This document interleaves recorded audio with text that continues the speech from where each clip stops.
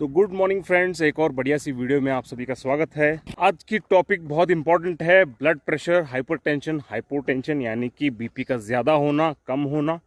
जैसे आपको पता है कि हमारा हार्ट जो है वो हमारे बर्थ से लेकर हमारे डेथ तक, यानी कि आप 70 ईयर्स, 80 ईयर्स, 100 ईयर्स भी आप जियोगे, कुछ लोग 100 से भी ज़्यादा जीते हैं, तो उनकी जो हार्ट है वो बर्थ से लेकर डेथ तक कंटिन्यूसली काम कर रहा है। ये एक ऐसा मोटर है जो कभी थकता नहीं है। हमारी खून की नलियों से जो पूरे हमारे ब्लड सर्कुलेशन है वो ज़िंदगी भर करता रहता है। आपके घर में जो पानी का मोटर है वो हार्डली आधा घंटा, 1 घंटा आप दिन में चलाओगे तब भी वो 10 से 20 साल से ज़्यादा नहीं चलती है। और हमारा हार्ट 24 घंटे, 7 डेज, 365 डेज और पूरी ज़िंदगी चलने के बाद भी कंटिन्यूसली अपना काम करता है। अगर इसका ख्याल हम नहीं रखेंगे तो इसमें प्रॉब्लम्स हो सकती हैं या फिर ये पूरी तरह से बंद हो सकता है। हार्ट की जो पंपिंग एक्शन होती है उसकी वजह से हमारी जो खून की नलियां हैं उसके अंदर से वो प्रेशर जनरेट होता है और इस प्रेशर की जो मेजरमेंट है वही होती है बीपी की मेजरमेंट। अगर प्रेशर ज़्यादा एक्सर्ट हो रही है इसका मतलब है हार्ट ज़्यादा काम कर रहा है, अगर प्रेशर कम एक्सर्ट हो रही है तो इसका मतलब है कि हार्ट कम काम कर रहा है। बीपी की मेजरमेंट जो है वो आर्म में होती है, क्योंकि हमारा आर्म जो है हमारे हार्ट के लेवल पे होता है। अगर आप बैठे हो तब भी हार्ट के लेवल पे होता है, अगर आप सो जाओ तब भी वो हार्ट के लेवल के होता है। यानी कि आर्म के प्रेशर को मेजर करने का मतलब है कि इनडायरेक्टली आप हार्ट के प्रेशर को मेजर कर रहे हो। बीपी को मेजर किया जाता है स्पिग्मो मैनोमीटर से, यानी कि बीपी अपरेटस से, और इसमें कई सारे टाइप्स होते हैं। जो मर्क्यूरी वाला जो बीपी अपरेटस होता है वो सबसे एक्यूरेट होता है। अगर आप इजी मेजरमेंट के लिए घर पे अगर यूज़ करना चाहते हो तो इलेक्ट्रॉनिक बीपी मशीन्स होते हैं, लेकिन इनकी एक्यूरेसी ठीक नहीं होती है। बीपी को मेजर करने के काफ़ी सारे मेथड्स भी हैं, यानी कि ऑस्कल्टेटरी मेथड, ऑसिलेटरी मेथड और पाल्पेटरी मेथड। ऑस्कल्टेटरी मेथड यानी कि जो स्टेथोस्कोप से मेजर किया जाता है वही सबसे एक्यूरेट तरीका है। नॉर्मल बीपी होता है सिस्टोलिक 120 और डायस्टोलिक 80। सिस्टोलिक यानी ऊपर जो नंबर होती है उसको सिस्टोलिक बीपी कहते हैं, और नीचे का जो नंबर होता है वो है डायस्टोलिक और उसको नॉर्मल होता है 80। एज के हिसाब से, ऑक्यूपेशन के हिसाब से और फिजिकल चेंजेस और रेस के हिसाब से नॉर्मल बीपी में भी वेरिएशंस हो सकते हैं। यानी कि 120/80 जो है ये फिक्स नहीं है, नॉर्मल वेरिएशंस भी उसमें हो सकते हैं। अगर सिस्टोलिक यानी कि 120 जो नॉर्मल रेंज होती है, अगर वो लोअर आ जाए या 110 से नीचे, 100 से नीचे ऐसे लोअर हो जाए तो उसको हाइपोटेंशन कहते हैं, यानी कि आपकी बीपी कम है। अगर ज़्यादा हो जाए तो उसे हाइपरटेंशन कहते हैं, यानी कि आपकी बीपी ज़्यादा है। अगर ये 140 तक चला जाए तो माइल्ड होता है, 160 तक चला जाए तो ये मॉडरेट होता है, 180 या ऊपर चला जाए तो ये सीवियर होता है। इसी तरह जो करस्पॉन्डिंग डायस्टोलिक बीपी होती है, अगर वो 110 से ऊपर चला जाए तो उसे सीवियर कहते हैं। तो चलिए आप देखते हैं कि हाइपरटेंशन यानी कि जो बीपी ज़्यादा हो जाती है, बढ़ जाती है, तो वो इसके क्या कारण होते हैं, कॉजेस क्या होते हैं। पहला होता है एज। बढ़ती एज की वजह से आपकी बीपी बढ़ सकती है। इसके पीछे कारण ये है कि जब हम छोटे होते हैं तो काफ़ी खेलकूद होती है, काफ़ी खुशी होती है हमारी लाइफ में, फिजिकल एक्सर्शन काफ़ी होता है। जैसे जैसे हमारी एज बढ़ती जाती है वैसे वैसे हमारे स्ट्रेस, टेंशन बढ़ती जाती है। दूसरा इंपॉर्टेंट फैक्टर जो इसको इफेक्ट करता है वो है जेनेटिक्स या family history. Positive family history hypertension की है तो वो भी काफ़ी इंपॉर्टेंट रोल प्ले करता है हाइपरटेंशन में। तीसरा बहुत इंपॉर्टेंट और जो ज़्यादा बढ़ रहा है आजकल वो है स्ट्रेस, टेंशन, डिप्रेशन, एंग्जाइटी। ये सारी चीज़ें जो हैं ये काफ़ी ज़्यादा इफेक्ट करती हैं हाइपरटेंशन को, शॉर्ट टर्म में और लॉन्ग टर्म में। इन सारी चीज़ों के बारे में हमने सेपरेट वीडियोस में सेपरेट डिस्कस किया है कि ये क्यों होती हैं और इसको कैसे कम करना है, कैसे कंट्रोल करना है। तो इन चीज़ों की अगर प्रॉब्लम है या अवेयरनेस आपको चाहिए तो ये वीडियोस आप चेकआउट कर सकते हैं प्लेलिस्ट में। इसके बाद में जो मोस्ट इंपॉर्टेंट फैक्टर आता है आपका लाइफस्टाइल, आपका डेली रूटीन। अगर आपकी नींद कम है तो भी आपकी बीपी बढ़ सकती है। आपकी ओबेसिटी बहुत इंपॉर्टेंट रोल प्ले करती है, यानी कि अगर आपका मोटापा है, मोटापे की आपको प्रॉब्लम है तो उसके वजह से आपकी बीपी जो है वो बहुत ज़्यादा बढ़ सकती है। बॉडी में जो हमारे इलेक्ट्रोलाइट्स होते हैं यहाँ के, यानी कि सोडियम होता है, कैल्शियम होता है, ये सारे जो इम्बैलेंस अगर हो जाए या कोई भी किडनी रिलेटेड प्रॉब्लम्स हैं या क्रोनिक डिसीजेस, दूसरे क्रोनिक डिसीजेस हैं, डायबिटीज़ मेलिटस है, इन सारी चीज़ों से और इनके कॉम्प्लिकेशन से हमारा जो बीपी है वो वेरी हो सकता है और क्रोनिक हाइपरटेंशन की दिक्कत हो सकती है। एक और मेजर रीजन ये है कि हमारे बैड हैबिट्स, अगर एक्सेसिव अल्कोहल ड्रिंकिंग है, स्मोकिंग, निकोटीन का जो यूज है, ये काफी ज्यादा इफेक्ट करते हैं हाइपरटेंशन में।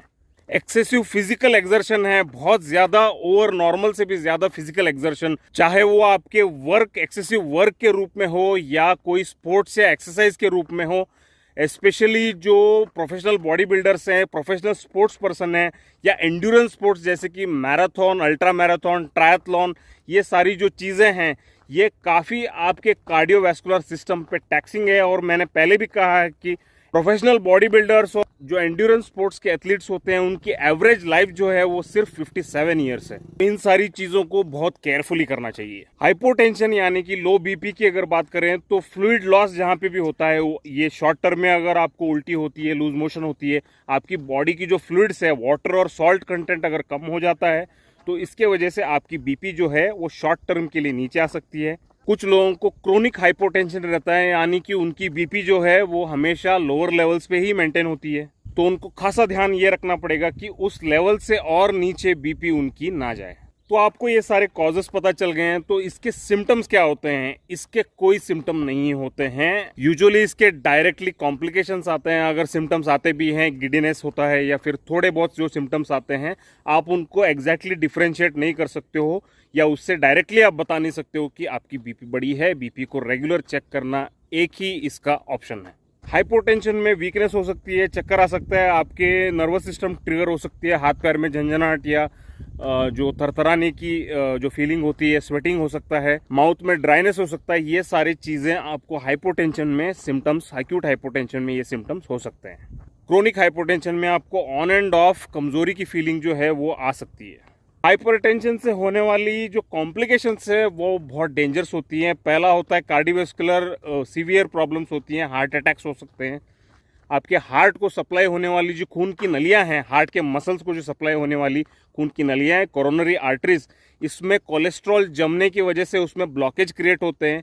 और आप जब सीवियर एक्सर्शन करते हो या फिर आपकी बीपी ऑलरेडी हाई है तो उसके वजह से ब्लड फ्लो में दिक्कत आती है। वो ब्लॉक होने की वजह से आपको हार्ट अटैक्स हो सकते हैं, यानी कि हार्ट आपका बीटिंग जो है उसका एबनॉर्मल हो सकता है या फिर बंद हो सकता है। इसी तरह हमारे पूरे बॉडी में जो नाजुक खून की नलियां हैं, आंखों में हो सकते हैं, किडनीज में हो सकते हैं या ब्रेन के अंदर जो नलियां हैं अगर वो फट जाएं तो उसकी वजह से आगे पहुंचने वाली ब्लड जो है वो बंद हो जाती है, जिसकी वजह से आपको पैरालिसिस हो सकता है, हेमीप्लेजिया, यानी कि आधी बॉडी जो है वो आपकी पैरालाइज्ड हो सकती है। इसके अलावा काफी सारे कॉम्प्लिकेशंस ब्लड प्रेशर और हाइपरटेंशन की वजह से हो सकती हैं। अगर हाइपरटेंशन, डायबिटीज मेलिटस, ओबेसिटी, ऐसे दूसरे अगर क्रोनिक डिसीजेस के साथ अगर मिल जाए तो लाइफ की क्वालिटी, लाइफ एक्सपेक्टेंसी और जो सीवियर कॉम्प्लिकेशंस हैं उनके आने के जो चांसेस हैं वो बहुत ज्यादा बढ़ जाते हैं। तो इसकी प्रिवेंशन और ट्रीटमेंट क्या है? जैसे मैंने कॉजेस में आपको बताया कि अच्छी नींद, अच्छा जो आपका डाइट एंड न्यूट्रिशन है वो सही होना चाहिए, प्रोसेस्ड फूड को कम कीजिए, जो नमक का इंटेक है उसको लिमिटेड रखिए। हाइपरटेंशन में, हाइपोटेंशन में आपको अच्छी मात्रा में वो नमक वगैरह आपको लेना है, पानी आपको ज़्यादा पीना है। जो भी आपके स्ट्रेस, टेंशन, डिप्रेशन, एंग्जाइटी, ये सारे प्रॉब्लम्स हैं, इनको सॉल्व करना बहुत ज़रूरी है। सॉल्व कैसे करना है वो मैंने पहले ही आपको बताया है। आपका बीएमआई सही होना चाहिए, अगर आपका वेट ज़्यादा है, कम है, इन सारी चीज़ों को आपको सही मेंटेन करना है, जिसके वजह से आपकी बीपी सही से मेंटेन हो सकती है। दूसरे जो क्रोनिक डिसीजेस है उनका भी आपको ख्याल रखना है, जिसके वजह से कॉम्प्लिकेशंस आ सकते हैं। आपके बैड हैबिट्स जो भी हैं, एडिक्शंस जो भी हैं, उनको बहुत ही मॉडरेट आपको रखना है। इसके साथ ही जो सीवियर एक्सर्शन है या नो एक्सर्शन है, आप कुछ भी एक्सरसाइज नहीं कर रहे हो या बहुत ज़्यादा अगर आपका एक्सर्शन हो रहा है, तो इन दोनों चीज़ों को भी अवॉइड करना है। आपकी जो भी एक्सरसाइज है वो मॉडरेट होनी चाहिए और धीरे धीरे जो हमारी कैपेसिटी है उसको थोड़ी धीरे धीरे बढ़ानी है। 6 महीने में सुपरमैन नहीं बनना है। और इसके साथ ही एक और चीज़ मैं आपको ऐड करना चाहता हूँ, काफ़ी लोग 6 पैक एब्स बनाने के लिए, डोले शोले बनाने के लिए परफॉर्मेंस एनहेंसिंग ड्रग्स लेते हैं। ये बहुत ही ज़्यादा डेंजरस है आपके बीपी के लिए, कार्डियोवैस्कुलर सिस्टम के लिए और आपके सारे क्रोनिक डिसीजेस के लिए। परफॉर्मेंस एनहेंसिंग ड्रग्स यानी कि जो स्टेरॉइड्स होते हैं वो बहुत ही डेंजरस होते हैं। अगर इन सारी प्रिकॉशनरी मेजर से अगर आपका बीपी कंट्रोल नहीं हो रहा है, रेगुलर चेकअप्स का आप करा रहे हो फिर भी आपका कंट्रोल नहीं हो रहा है, तो काफ़ी सारे नेचुरल ट्रीटमेंट्स अवेलेबल हैं, होम्योपैथिक, आयुर्वेदिक या हर्बल ट्रीटमेंट्स आपको अवेलेबल हैं। इसके साथ ही अगर आपकी सीवियर हाइपरटेंशन है और उसके साथ में कोमॉर्बिडिटीज़ अगर आपको हैं, यानी कि दूसरे जो डिसीजेस, क्रोनिक डिसीजेस आपको इसके साथ में है, तो काफ़ी सारे मॉडर्न मेडिसिन में, एलोपैथिक मेडिसिन में काफ़ी सारे एंटी हाइपरटेंसिव्स आपको अवेलेबल हैं, जो आपकी लाइफस्टाइल चेंजेस के साथ में अगर आप मेडिकेशन, ट्रीटमेंट और रेगुलर चेकअप सही से कराएंगे तो आपकी ये प्रॉब्लम जो है वो कंट्रोल्ड रह सकती है। यूजुअली हाइपरटेंशन में देखा गया है कि आपकी ये सारी चेंजेस प्रॉपर ट्रीटमेंट करने के बाद भी इसका जो रिवर्सल है वो यूजुअली 99% केसेस में यूजुअली रिवर्सल नहीं होता है।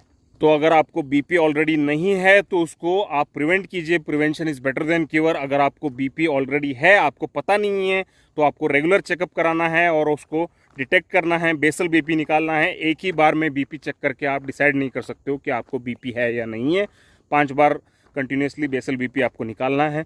उसके बाद में आपको डिसाइड करना है कि आपकी हाइपरटेंशन क्या है, कौन सी टाइप की हाइपरटेंशन है, क्योंकि बीपी में बहुत सारे अलग अलग टाइप्स होते हैं। तो वो डॉक्टर आपके डिसाइड करेंगे कि आपको लाइन ऑफ ट्रीटमेंट क्या होना चाहिए। तो उम्मीद है कि इस टॉपिक के बारे में आपको काफ़ी जानकारी आ गई है। वीडियो को लाइक, शेयर, सब्सक्राइब कीजिए, आपके व्यूज़ कमेंट कीजिए। मिलते हैं एक और ऐसे ही बढ़िया सी वीडियो में, तब तक के लिए अलविदा।